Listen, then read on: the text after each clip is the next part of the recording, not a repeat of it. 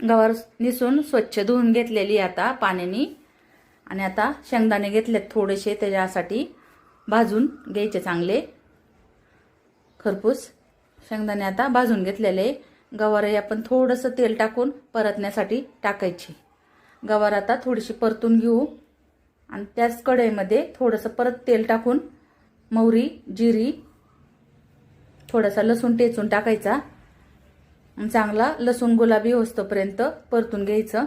त्या एक कांदा आपण कापून टाकायचा त्याच्यामध्ये. कांदा चांगला गुलाबी होईपर्यंत तळून घेऊ.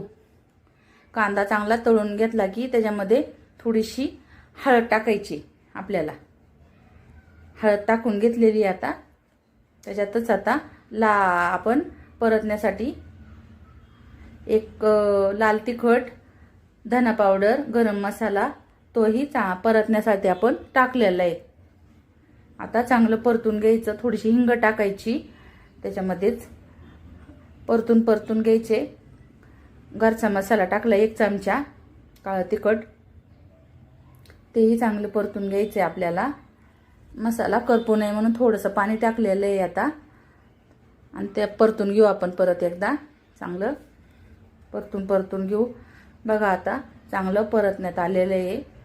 आणि त्याच्यामध्येच आता आपण गवार टाकून घेऊ. आता गवार टाकायची, चांगली परतून घ्यायची.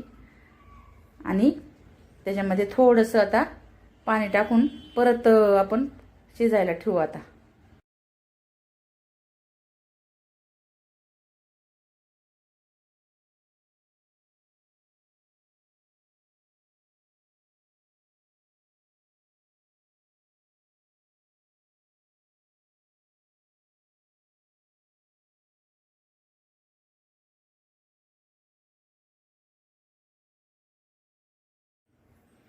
थोडं पाणी टाकून घेतलेलं आहे आता आपण शिजायपुरतं. आता त्याच्यावरती आपण झाकण ठेवून घेऊ. 2 मिनिटांनी आपण शेंगदाण्याचा कूट टाकून घेऊ थोडासा. आणि परत एकदा आपण शिजण्यासाठी गवार ठेवू. गवार आता आपली झालेली आहे. लाईक करा, सबस्क्राईब करा.